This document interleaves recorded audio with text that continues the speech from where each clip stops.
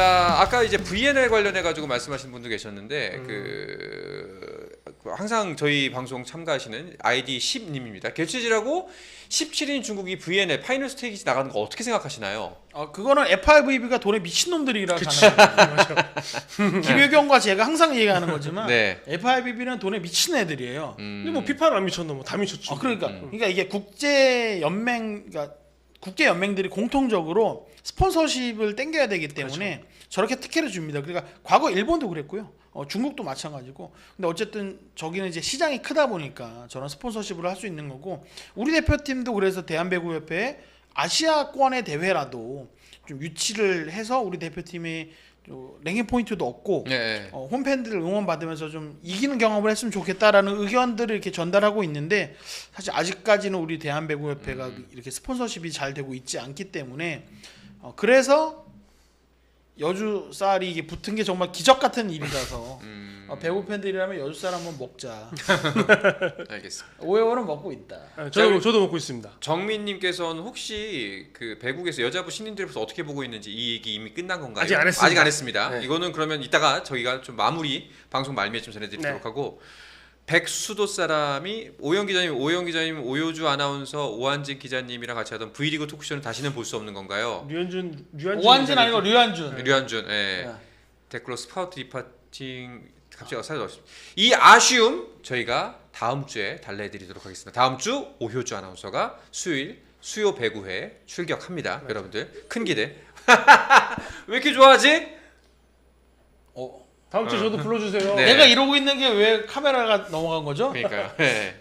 제작진이나 맥이네. 자, 다음 주에 그 여러분들의 아쉬움 오효주 아나운서가 와서. 근데 시원하게. 오효주 아나운서가 네. 지난주에 하루 한 번 일회성으로 나온 거 아니었나요? 목요일 날. 야구 잘하더라. 네. 그러니까 일회성으로 나온 거. 형님이 엄청 슈퍼챗 다 보내시던데. 네. 로 알고 있는데 다음 주까지. 불안했거든. 아니 그 오효주가 또 배구 전공이니까. 숙소에서 덜덜덜덜 떨면서. 네. 자, V리그 이야기 또 실컷 나눠보도록 하겠습니다. 자, VNL이 언급이 됐으니까 이 소식 잠깐 짚고 가도록 하죠. 여자부는 일정이 마무리가 됐습니다.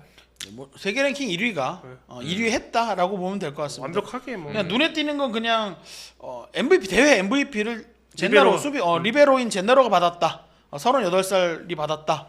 그래서 뭐 정민수 선수가 KB를 떠나서 한전을 이적하면서 리베로의 중요성을 보여주겠다라고 한 것처럼 국제 무대에서도 리베로의 가치는 높게 평가받고 있다.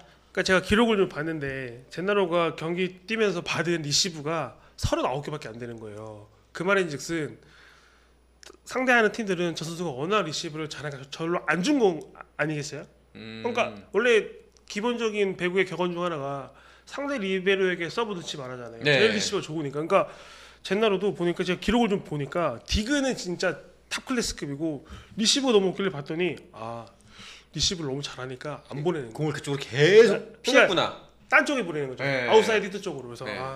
기록이 참. 그러니까 우리나라 임명홍이랑 나이도 비슷하고. 맞아요. IBK에서 이번 만약에 정규리그에서 IBK가 잘하게 된다면 임명홍이 MVP 탈 수도 있는 거잖아요.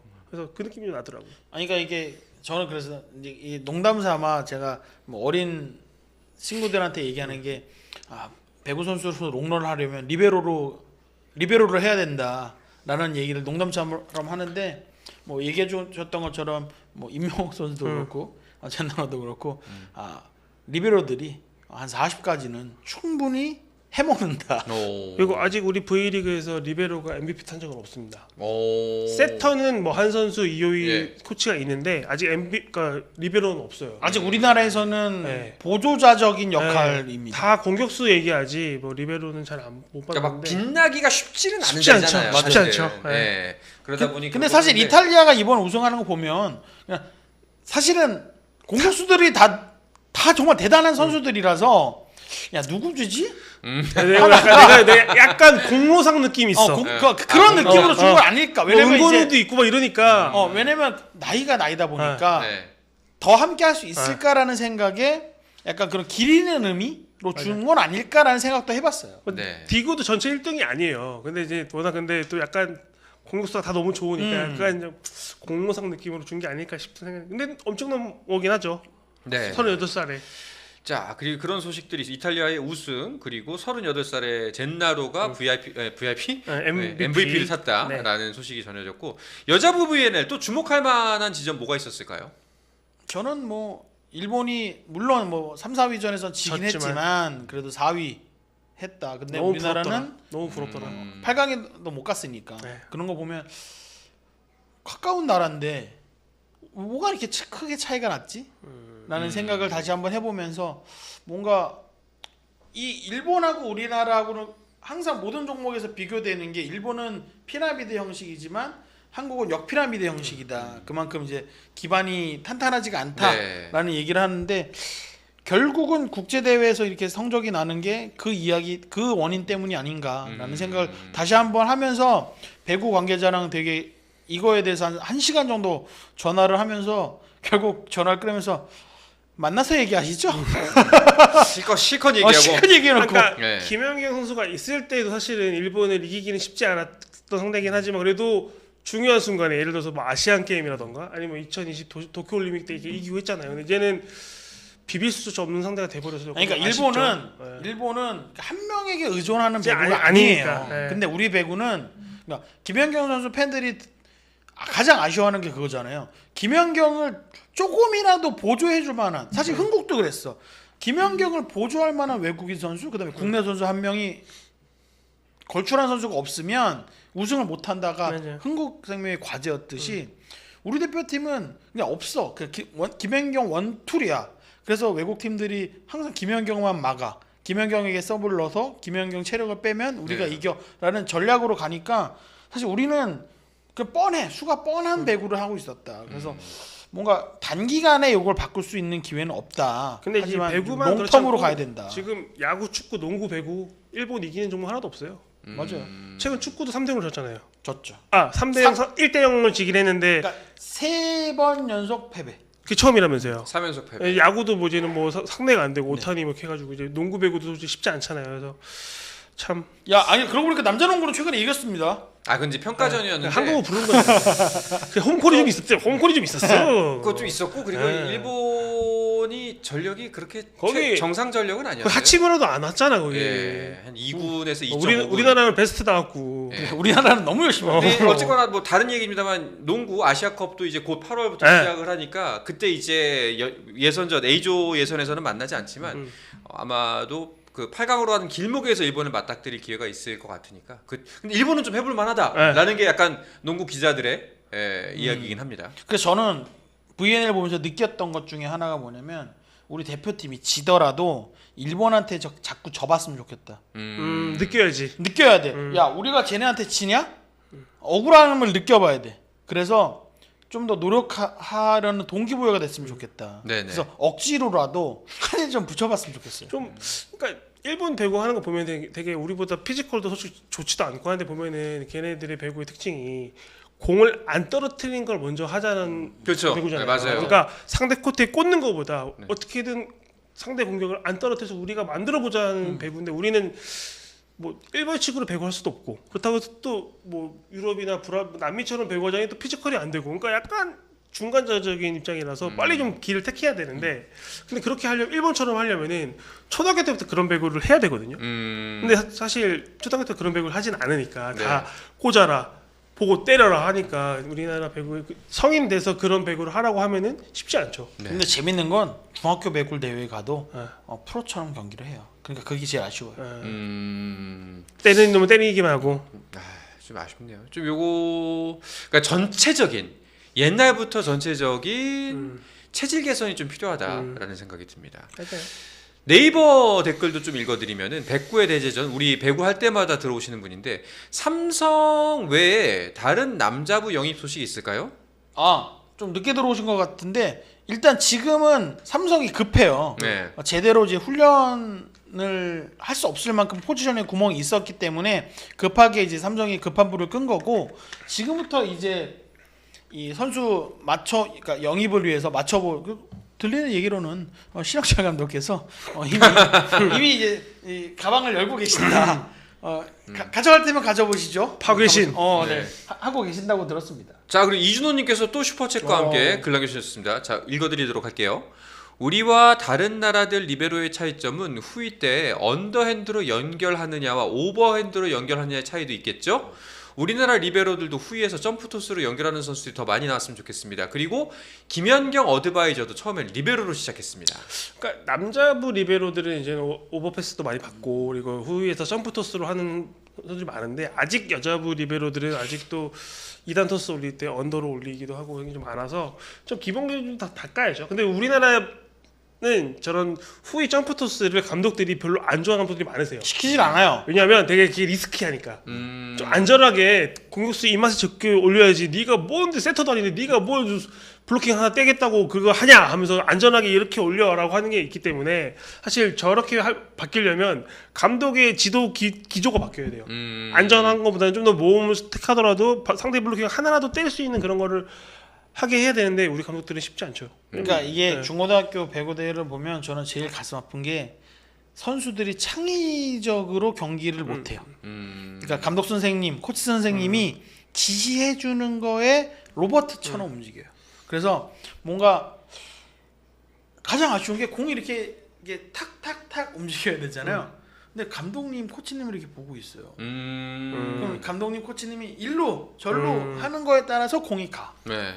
그러니까 농구로 치면은 뭐 유로 스텝 이런 거 밟으면 너 그런 거 건너뜨리는 거 그런 거 하지 말라고 레이업에 똑바로 하라고 이렇게 하잖아요. 네.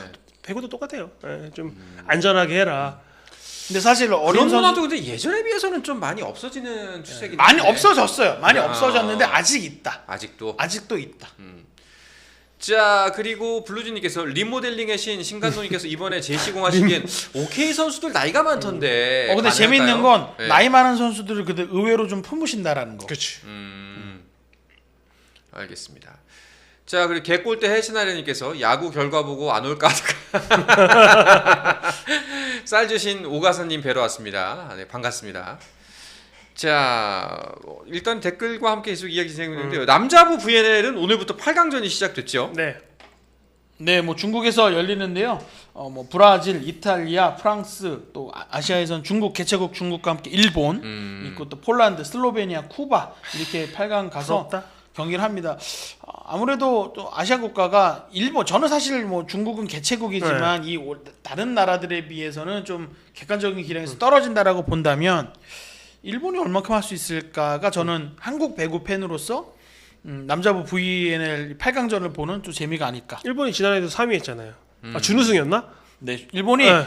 그러니까 남정훈 기자가 얘기한 것처럼 한국 선수들이랑 큰 차이는 없어요. 네. 키는 우리가 더 좋아. 근데 일본은 왜 저렇게 잘하지? 라는 걸 정말 궁금증을 가지면서 경기를 보고 그러니까 있어요. 굳이 좀 약간 좀 파보면 그 일본은 1인 1기라고 해가지고 모든 학생들이 네. 스포츠를 하나씩을 네. 그러니까 취미로든 엘리트 선수로든 하잖아요. 근데 우리나라는 그냥 엘리트 선수 아니면 다 그냥 공부 이렇게 하잖아요. 그러니까 일본은 그렇게 1인 1기를 하다가 재능이 있는 애들이 보이면 이렇게 뭔가 권유를 하고 올라가는 좀 그냥 거죠. 올라가는 게 있고 네. 우리나라는 부모나 감독이 시켜서 올라가는 거라 재능이 있는 애들 중에 공부로 해서 배구 재능이 안 피어지는 애도 꽤 있을 것 같아요. 그게 가장 큰 제가 과거에 방송 때 얘기했던 것 같은데 내가 재밌어 하느냐와 우리 부모가 배구인이라 나의 가족이 배구인이라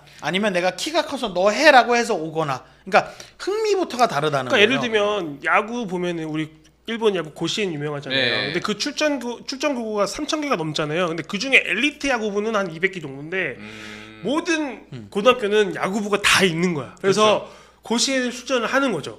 그래서 물론 엘리트 고교들이 주로 이제 올라가겠지만 그만큼 야구 저변이 넓으니까 오타니도 나오고 야마모토도 나오는 건데 우리나라는 그렇진 않잖아요. 야구 하네 안 하는 그러니까 딱 이제 있으니까. 우리가 이 기자님들은 취재도 가시니까 뭐 좀 더 잘하시겠지만 그 보통 일본의 스포츠 저변을 얘기할 때 우리가 접하는 주 통로는 만화입니다. 그쵸. 그죠. 애니메이션이나 만화책, 우리 어렸을 때 슬램덩크 보듯이 지금 아까 하이큐 얘기 나왔지만 뭐 축구 만화도 있고 여러 그쵸. 가지가 많잖아요. 슛돌이, 예, 옛날 슛돌이도 있고. 깨킬츠바사 맞아요. 네. 이런 거. 그래서 이번에 제가 연초에 일본 여행을 잠깐 갔다 왔는데 그 이제 현지 일본에서 거주하고 계신 한국 사람과 함께 움직였는데 얘기를 들어보니까 실제로 그렇다고 하더라고요. 보통 대부분의 거의 모든 학생들이 그러니까 꼭 운동이 아니더라도 이제 그 일본 만화에 나오는 방과 후 활동을 맞아요. 다 하고 무슨 뭐 도서부가 됐던 육상부가 됐던 원예부가 됐던 다 그 활동들을 하고 그러면 학원은 안 다니냐? 중학교 때는 거의 다니지 않고 다만 그 스포츠를 굉장히 좋아하는 아이들이 있으면은 그거에 관련된 아카데미 같은 거 다니는 맞아요. 경우가 있다더라. 그리고 그러면 대학교도 꽤 많이 갈 텐데 뭐 학업으로 넘어가는 학생들이 비율이 훨씬 많지 않냐? 그럼 걔네들은 공부를 어떻게 하냐 했더니 보통 고2 2학기 때부터 나 공부해야겠다 싶은 애들은 그때 학원 좀 갈까 말까. 보통 이렇게 진행된다고 하더라고요. 그러니까 우리가 지금까지 했던 걱정에 그래도 좀 구름이 안개가 걷힌다라고 느낄 수 있는 게 최근에 이제 대한배구협회가 디비전 리그라는 걸 시작을 했어요. 이게 그동안 우리가 배구 선수들이 길러지는 코스는 하나였습니다. 그냥 엘리트 코스. 그렇죠.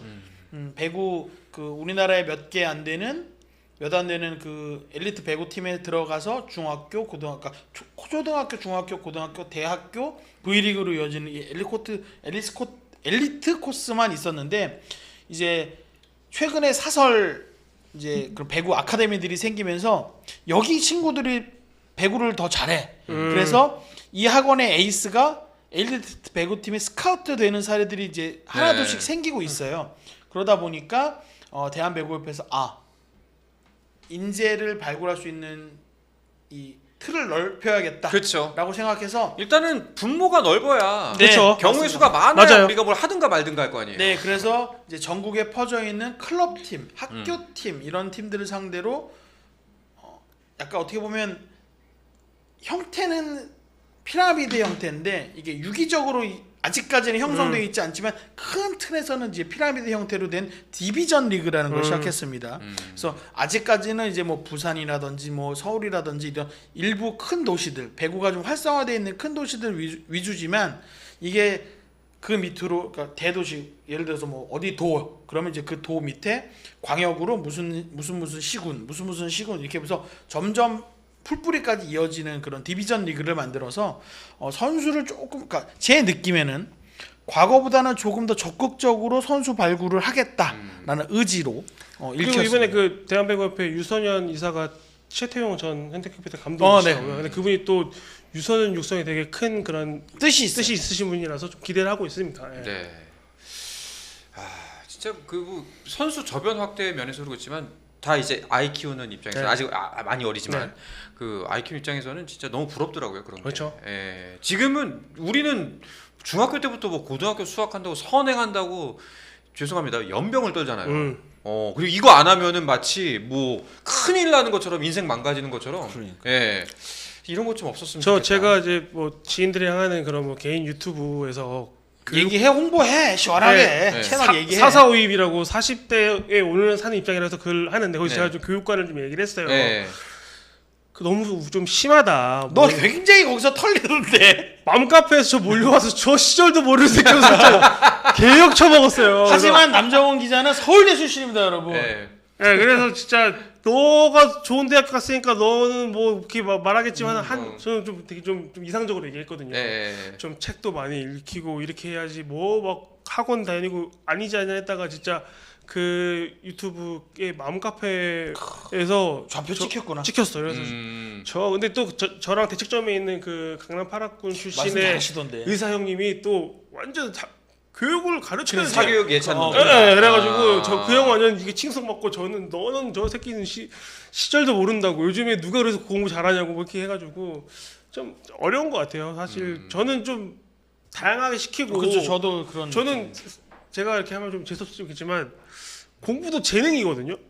저도 재능이에요. 그렇습니다. 네, 공부야말로 더 재능의 영역이에요. 네. 심지어 남편과 아내의 뭐 두뇌 합쳐서 뭐 평균이 아니고 한쪽 몰빵이란 말이에요. 그러니까 그 애가 만약에 조금 안 좋은 쪽에 그걸 타고 나면은 공부를 잘할 수가 없다고 하는데 그럴 거면 공부에 이것도 위험하다.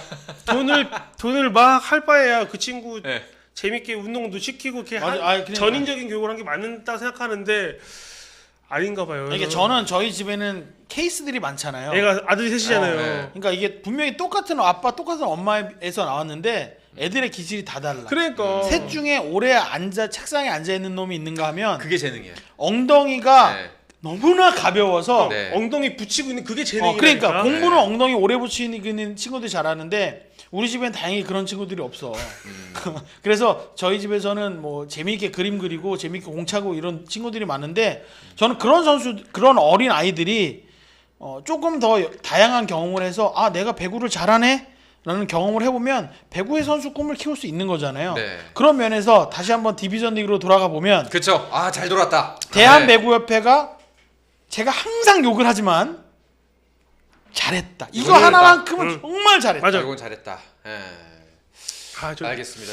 코로나는 재능입니다. 아니, 고르다는 재능. 저희 때는 그래도 재능이 좀 떨어져도 엉덩이만 붙이고 있으면은 좋은 대학 갈 수 있는 시절이었어요. 근데 요즘은 좀 아니긴 하더라고요. 뭐 부모님의 재력도 필요하고 뭐 이렇게 필요해서 어렵습니다. 아니, 그러니까 그거를 따라올 수 있는 저희 애들은 전혀 못 따라오거든요. 예, 어렵더라고요. 앉아 있지 못하는데 제 동생네 애는 네. 시키면 시키는 대로 하더라고요. 아. 그래서 와, 그게 재능이에요. 그러니까 그것도 재능이야. 대단한- 부모님 말에 토한다고 하는 거 시킨 대로 하는 거. 그러니까 내 기준에서는 좀 안쓰러워 보이는 면도 없잖아 있긴 한데, 근데 참 또 반대로 보면 좀 부럽기도 하더라고. 그래서 저희 회사 선배 중 하나는 지금 아들을 초등학교 1학년인가 하는데 아이스하키를 재밌어 한대요. 네. 근데 아이스하키가 연고대 광운대기 있잖아요. 근데 아이스하키 시키는 애들이 얼마 없잖아. 그래서 맞아요. 공부로 연고대 가려면 3% 안에 들어야 되는데 아이스하키는 가요. 아이스하키 시키면 연고대 갈 수 있겠네가 좀 시키려고 하고 있더라고. 근데, 근데 아이스하키가 지원을 진짜 엄청나게 돈이 많이 들긴 하지. 예. 그렇습니다. 갑자기 교육으로 이제 액션 입장이 되니까 교육이 좀 길어졌는데 네. 저희가 이렇게 길게 한 이유 야구가 끝나지 않아서였습니다. 네, 다 끝났습니다, 왜냐면, 야구를 전해드리고 이제 마지막 이야기로 넘어가야 되는 시점인데 일단은 VNL 얘기 나왔으니까 요거 마저 좀 마무리를 짓고 넘어가도록 네. 하죠. 아까 말씀드렸다시피 남자부는 8강전이 이제 시작이 됩니다. 브라질, 이탈리아, 프랑스, 일본, 폴란드, 슬로베니아, 쿠바, 개최국 중국까지 해서 8강에 합류를 하게 됐는데, 자, 여기서 이제 가장 주목해봐야 될 것 무엇이 있을까요? 이탈리아가 남자까지 먹나? 뭐 그거죠. 그죠.